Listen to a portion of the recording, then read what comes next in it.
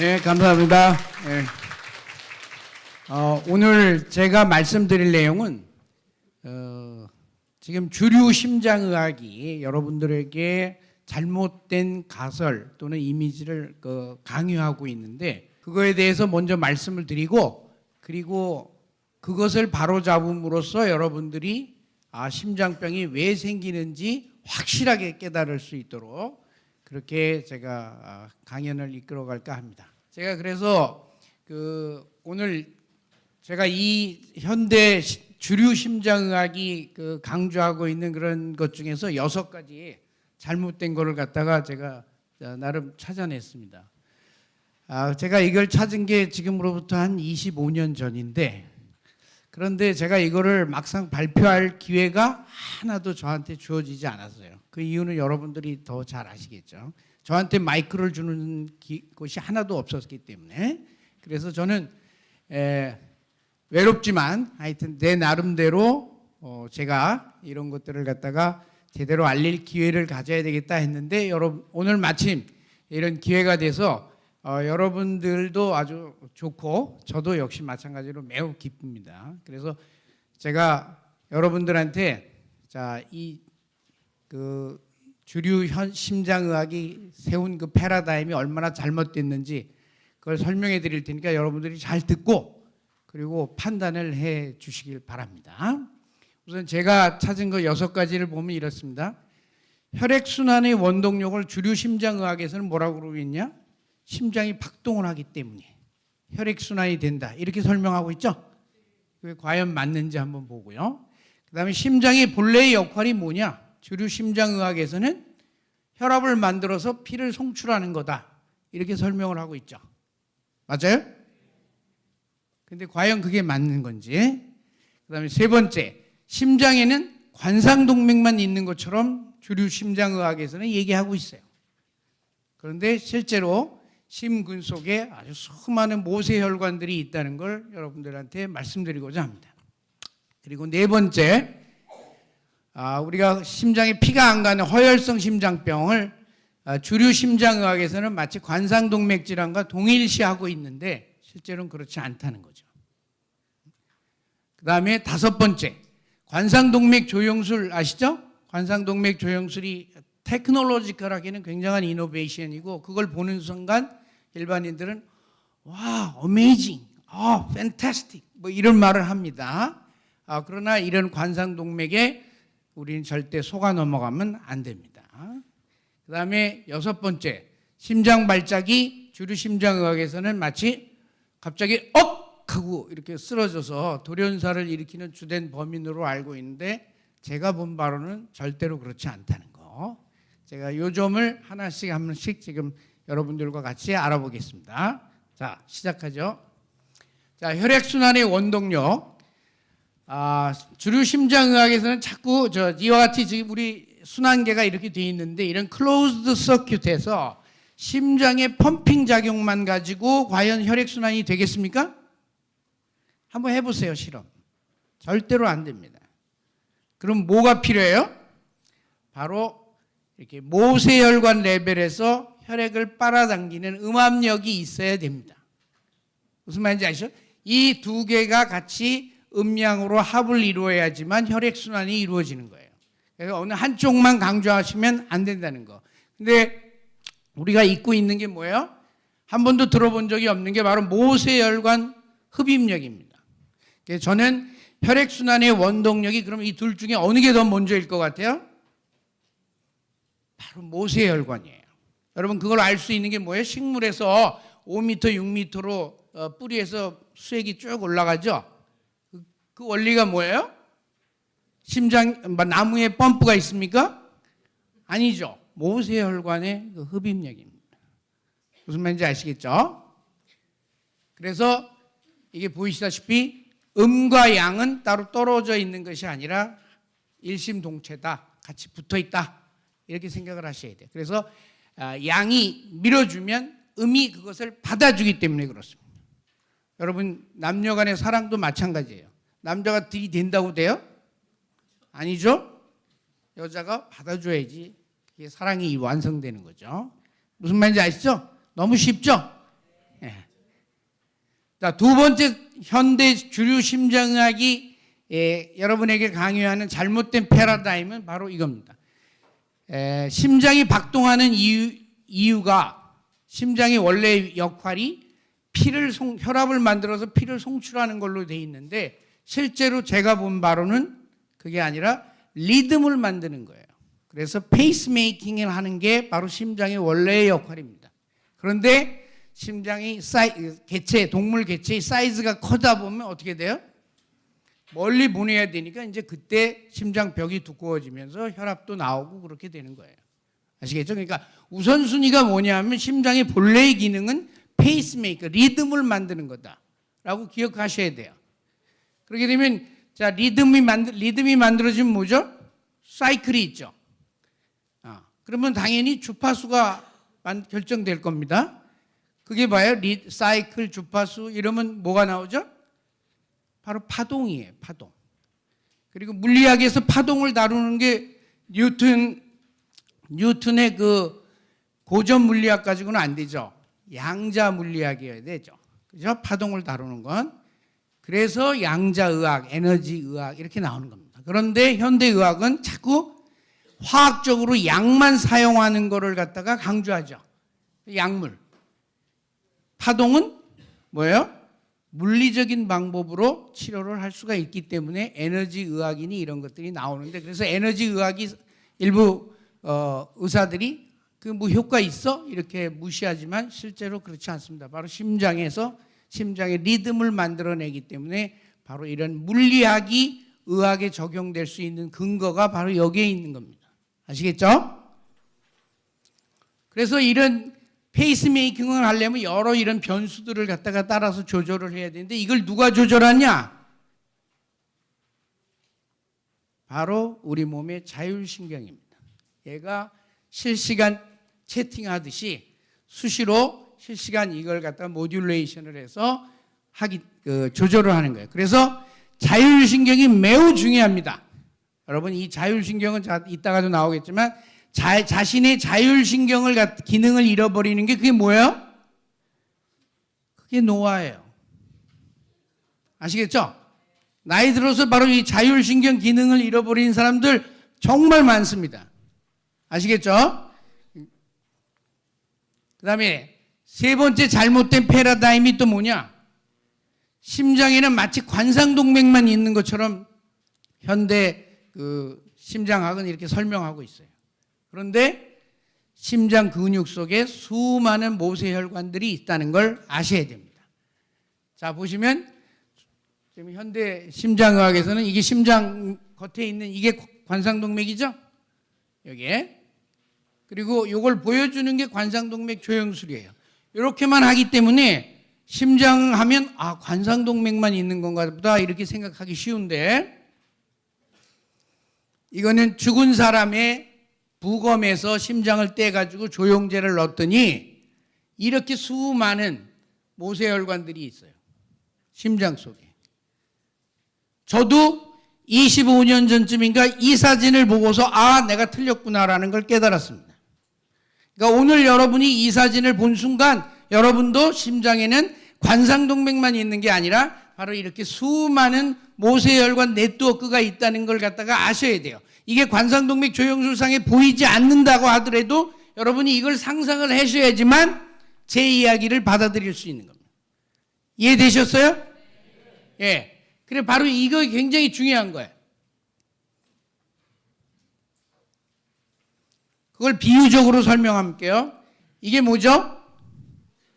여기 한강이고 서울 시내에 주요 간선도로망입니다. 올림픽대로 또 강북강변로 뭐 이렇게 수직으로도 이렇게 돼 있죠? 그러면 이 지상의 교통량만을 가지고 서울시 교통량을 이동량을 파악할 수 있어요? 예, 없습니다. 왜?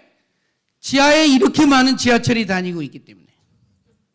그래서 여러분 관상동맥만 가지고 심장의 혈류 상태를 파악하면 안 돼요. 관상동맥이 보여주지 않는 바로 심근 모세혈관 네트워크 속에 그 수많은 빠른 혈액 흐름 그걸 상상을 하셔야지만 심장병의 진짜 원인을 찾을 수 있습니다. 이해되셨죠? 이걸 또 다른 비유로 이렇게 하면 왜 이 모세혈관이 중요한지 제가 설명해 드릴게요. 자, 이게 부산에서 그 낙동강하구하고 이렇게 부산 앞바다가 이렇게 만나는 모습입니다. 바다. 이 바다에서 물이 증발을 해서 자, 어디요? 구름이 되죠? 구름이 이제 내륙으로 이동해서 비가 돼서 내립니다. 그러면 이때는 어때요? 물살 속도가 빠르죠. 그리고 뭐 물소리도 쾅쾅쾅쾅 거리고 막 그렇습니다. 그러나 이제 강폭이 내려오면서 강폭이 넓어지고 이 강하구가쯤 되면 어때요? 물살의 흐름이 느려지고 소리도 안 나고.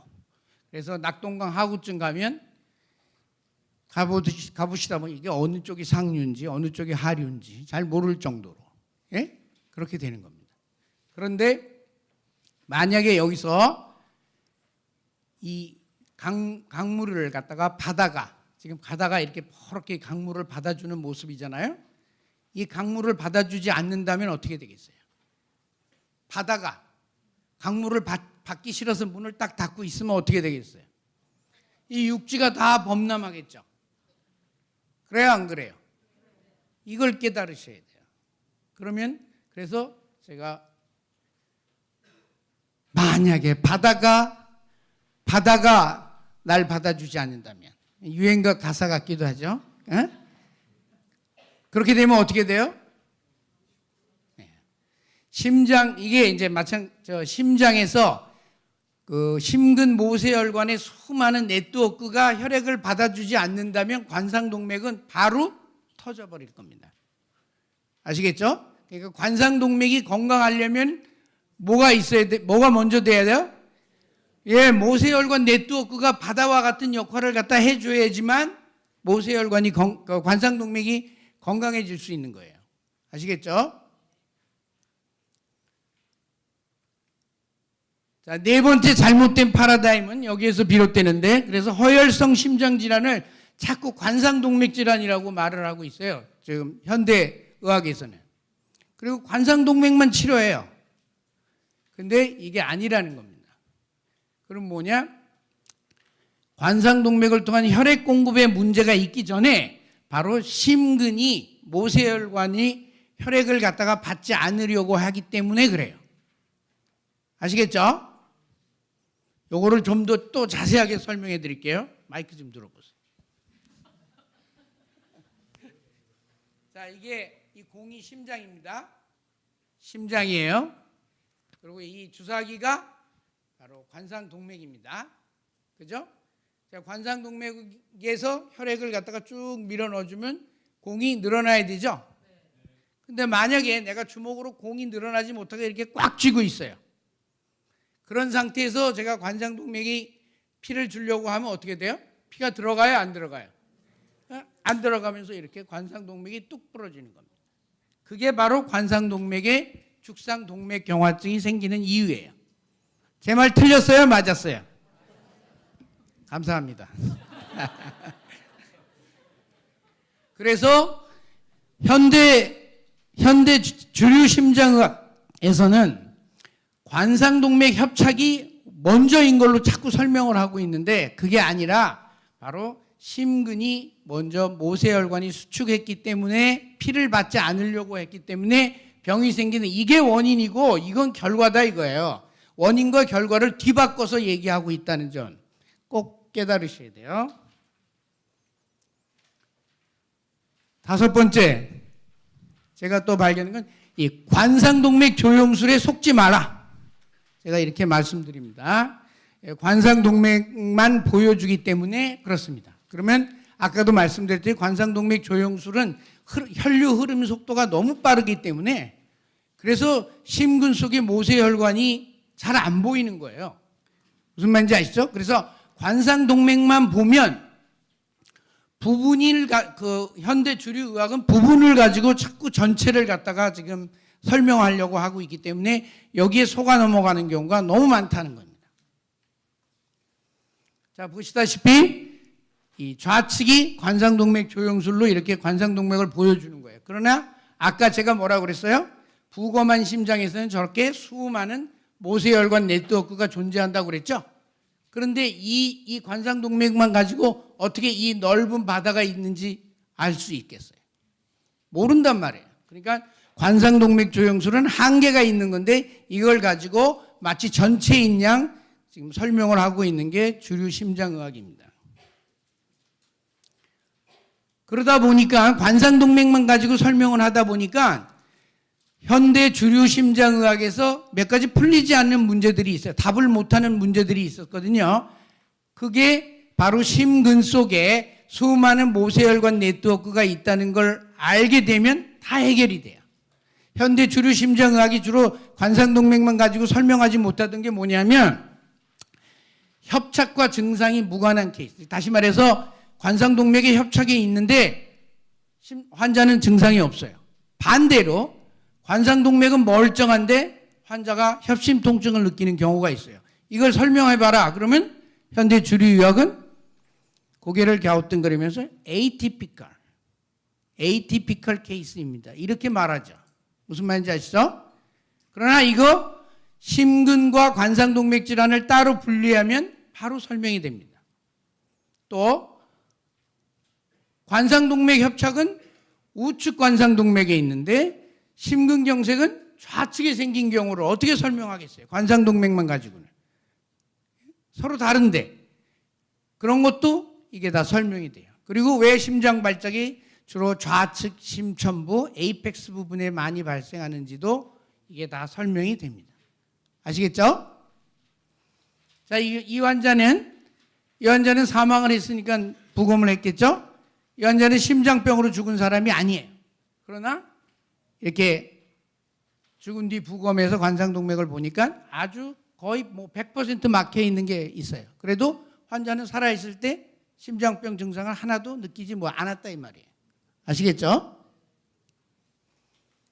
이렇게 여기도 막힌 부분이 있으면 그 주변에 수많은 콜레터럴이라고 하는데 이게 우리말로 하면 측부혈행, 우회도로라고 그러죠. 우회도로들이 발달을 해가지고 바이패스하는 길이 있기 때문에 이렇게 막혀 있어도 피가 안 가는 게 아니라 이 우회도로를 통해서 돌아간다 이거예요. 이해하셨죠? 자, 위에는 이게 건강한 경우에 좌측과 우측과 좌측 관상동맥 사이의 연결이 이 정도로 이렇게 성기한데 근데 만약에 여기에 이렇게 완전히 협착이 있으면 어떻게 돼요? 더 촘촘한 연결이 되게끔 모세혈관 네트워크들이 발달한다 이거예요. 무슨 말인지 아시죠? 그래서 이런 시간만 주면 충분히 심장은 스스로 살 길을 찾는다. 이런 뜻을 알아주셔야 됩니다. 이것도 마찬가지로 아까 말씀드렸지 여기서부터 여기까지가 관상동맥이 다 막혔죠? 안 보여요. 근데 이 환자 심장 발작, 심근경색이 생긴 부위는 어디예요? 여기 에이펙스 부분이에요. 왼쪽. 서로 이렇게 다른데 이거를 갖다가 여기는 관상동맥 질환이죠. 여기는 관상동맥은 멀쩡하고 여기는 심근질환이다 이거예요. 무슨 말인지 아시겠죠? 그래서 관상동맥 질환과 심근질환을 따로 볼 수 있는 그런 해안을 가지셔야 됩니다. 자, 이제 제가 동영상 관상동맥 조영술을 한번 보여드릴 텐데, 자, 이 케이스는 뭐냐면, 넘어갔네. 이거 좀 쳐봐요. 이거 비디오 쳐봐요. 이거는 이제 우측 관상동맥이 100% 막힌 케이스예요. 그런데 혈류 속도가 빠르다 보니까 요거 눌러야지 요거 밑에 마치 막힌 부분을 통해서 위에서 아래로 그냥 피가 가는 것처럼 보여요. 그래서 많은 사람들이 이거 내가 아까 해보라고 그랬잖아. 아까는 됐는데 왜 됐어? 자, 다시 해봐요. 죄송합니다.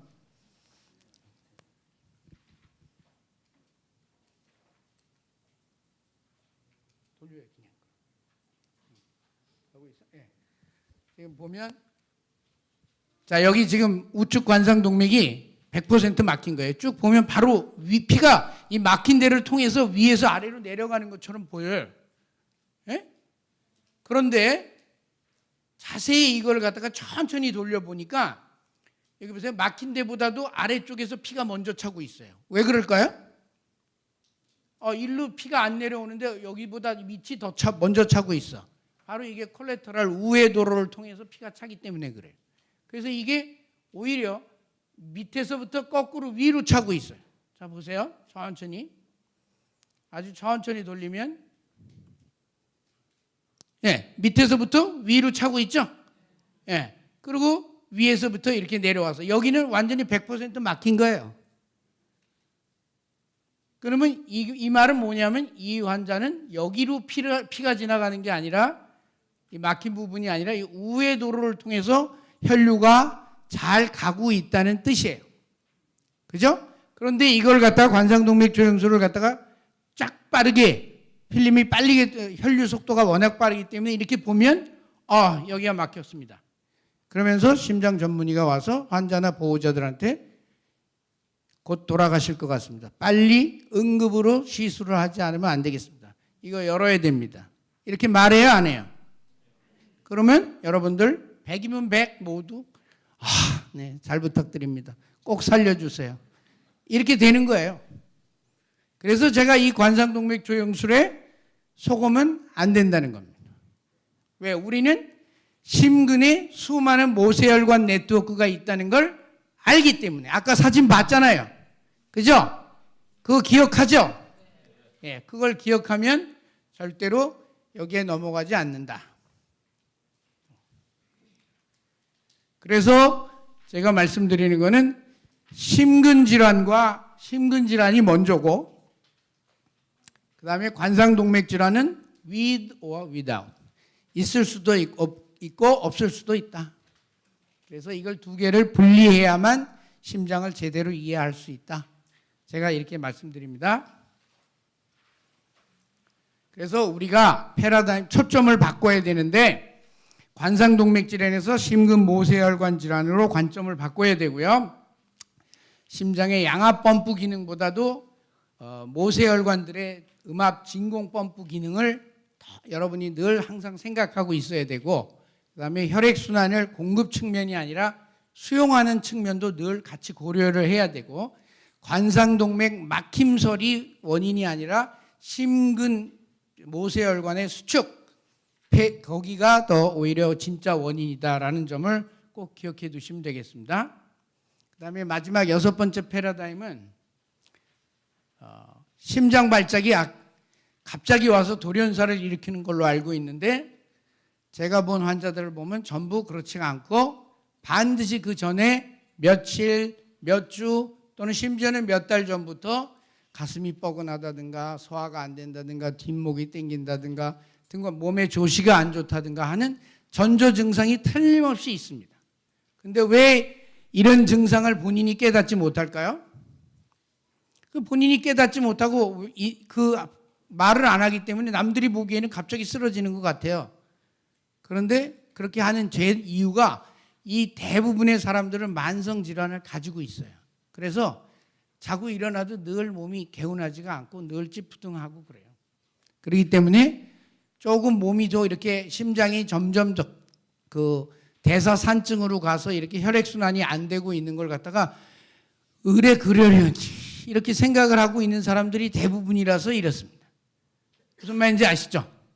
그래서 이걸 남에게 알리지 않고 혼자 이상하게 몸이 안 좋은데 하면서 자꾸 혼자 긴장하고 혼자 초조해하고 이러니까 더욱더 어떻게 돼요? 혈관은 더욱더 오그라들게 되죠. 그래서 절대로 이 심장 발작은 갑자기 오는 게 아니다. 자, 보세요. 이게 급성 심장 상태가 지나가는 것도 협심 통증이 있죠. 그런데 안정을 취해도 쉬지 않는 경우를 불안정형 협심 통증이라고 그래요. 그러다가 이제 심근경색이 오고 그다음에 나중에 심장 마비까지 오죠. 이런 일련의 과정을 거치기 때문에 절대로 갑자기 어느 순간에 돌연사를 하는 게 아니다라는 점 여러분 잘 깨달아 두셔야 돼요. 그럼 왜 현대 주류의학은 그렇게 그걸 은근히 강조하느냐? 그거는 바로 환자로 하여금 이런 상태까지 계속 진행하게끔 내버려 둔 게 유리하기 때문에 그렇습니다.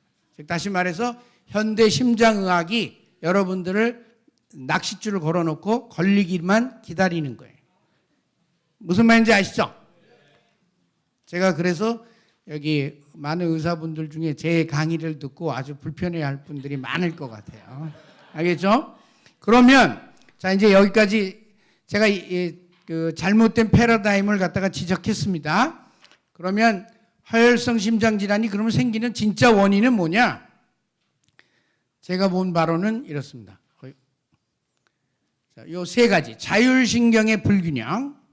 즉 다시 말해서 교감신경이 항진돼 있고 부교감신경이 이를 서포트를 못 해주는 이런 상태가 오랫동안 계속된 자율신경의 불균형. 두 번째, 심근의 대사산증. 즉 우리 몸에 에너지가 포도당 같은 게 많은데 그게 세포 안으로 들어가서 연료로 태워줘야 되잖아요. 연료로 태워지지 못하면 어떻게 돼요? 예, 그게 바로 젖산이 축적되는 겁니다. 그래서 대사산증이 돼요. 산증이 되면 세포가 부어요. 부으면 모세혈관은 점점 더 좁아질 수밖에 없죠. 그러니까 혈액순환은 안 되나 이런 대사산증이 있습니다. 대사산증을 일으키는 대표적인 게 뭐예요? 인슐린 저항성 당뇨. 그거예요. 대사산증이 아무한테나 오는 게 아니에요. 그 다음에 이 심근 모세혈관, 이 모세혈관이 순환장애가 있어요. 모세혈관의 기능이 떨어지죠. 모세혈관은 사이클릭 GMP에서 신호를 받아서 알죠? 요즘 산화질소. NO라는 말 들어보셨죠? 산화질소. 그 산화질소의 생산을 충분히 못하기 때문에 모세혈관의 기능이 떨어져가지고 어떻게 돼요? 예. 혈액을 받지 못하는 겁니다. 그래서 바로 이 세 가지가 같이 합쳐져서 심근질환을 일으키는 거다. 관상동맥이 먼저가 아니다 이거예요. 그래서 다시 말씀드리면 자율신경계의 불균형이 이게 상당히 오래 기간 지속됐을 것이고 그 다음에 몸의 대사가 잘 안 돼가지고 당뇨나 이런 것들이 인슐린 저항성이 있어가지고 미세순환 장애가 있었고 그래서 이런 상태를 오래 끌다 보니까 맨 마지막에 관상동맥의 변화가 오는 거다. 아까 설명했죠. 그래서 제가 보는 관점에서는 현대 주류 심장의학에서는 뭐래요? 이런 환자를 아까도 말씀드렸죠. 저 끝에까지 끌고 있다가 여기서 뭐라 그럽니까? 낚싯줄에 걸렸으니까 이제 시술하십시오. 빨리 스텐트를 넣어야 됩니다라고 말하죠. 그러나 제가 보는 관점에서는 그 이전에 충분히 심장병을 예방할 수 있는 단계가 있다 이거예요. 그게 바로 뭐냐면 아까 말했죠. 자율신경의 밸런스를 맞추는 겁니다. 빨리 부교감신경을 강화하고 스트레스를 갖다 줄여줘야 되겠죠. 즉 이런 증상이 협심증 증상이 있는 사람들은 욕심 부리지 말고 집착하지 말고 하던 일을 다 그만두고 푹 쉬어야 돼요. 예? 빨리 그 위험에서 빠져나오려면 그걸 그냥 아등바등 집착을 하니까 계속 이게 풀리지 않으니까 어떻게 돼요? 끝까지 가는 거예요. 갈 때까지 가보자. 그 다음에 이제 대사산증. 아까 말했던 인슐린 저항성 당뇨 때문에 대사산증이 된다고 그랬죠? 이 대사산증을 빨리 풀어줘야 됩니다. 그러려면 어떻게 돼요? 대사산증을 하려면. 몸에 잉여 에너지가 너무 많은 상태이기 때문에 좀 금식도 좀 하고, 저탄고지도 하고, 이렇게 하셔야 되는 거예요. 아시겠죠? 그 다음에 모세혈관 기능을 강화시켜야 돼요. 모세혈관 강화시키는 것 중에는 뭐 여러 가지 있는데, 뭐, 그거는 이제 나중에 하는 걸로 하고, 이거 뭐야? 자, 그래서 제가 오늘 말씀드릴 내용, 이제 허혈성 심전질환이 왜 생기는지 아시겠죠? 관상동맥보다는 심근에서 시작된 대사질환이라는 겁니다. 아시겠죠? 그래서 심근이 피를 받으려고 하지 않기 때문에 허혈성 손상이 관상동맥에 2차적으로 생기는 거예요. 그렇기 때문에 허혈성 심장병 환자들은 관상동맥 질환으로 죽는 게 아니라 뭘로 죽어요? 심근대사 질환, 즉 심근의 메타볼릭 엑시도시스로 인해서 사망한다라는 점을 꼭 알아두셔야 돼요. 그러면 지금까지 다 알아두셨는데 제가 콜레스테롤 얘기한 적이 있어요? 없어요? 없죠? 콜레스테롤 어디 낄 데도 없어. 그런데 자세하게 이 콜레스테롤을 왜 이런 사람들이 주류 심장의학에서 강조하냐면 콜레스테롤 전체적인 시나리오를 놓고 봤을 때 어디 가서 콜레스테롤이 딱 한 군데 등장하냐면 아까 최현재 교수님이 말씀하셨듯이 관상동맥이 뚝 상처가 났을 때 그 상처를 메꾸는 게 뭐예요?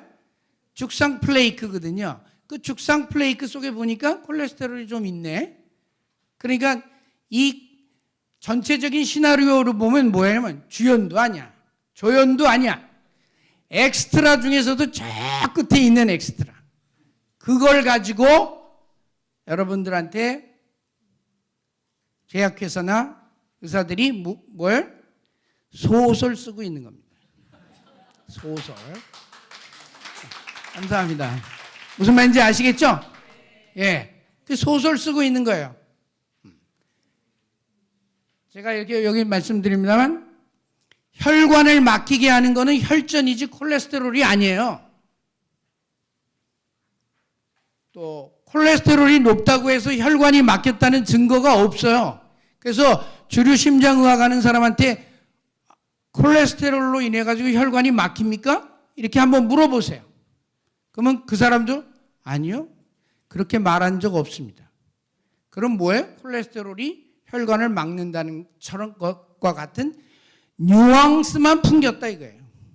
무슨 말인지 알겠죠? 뉘앙스만 풍겼다. 무슨 말인지 알겠죠? 지금까지 제가 한 말 다 이해하셨어요? 제 이해하셨으면 박수 한번 쳐봐 주세요. 근데 아직 저기 보니까 박수 안 치신 분이 몇 있어.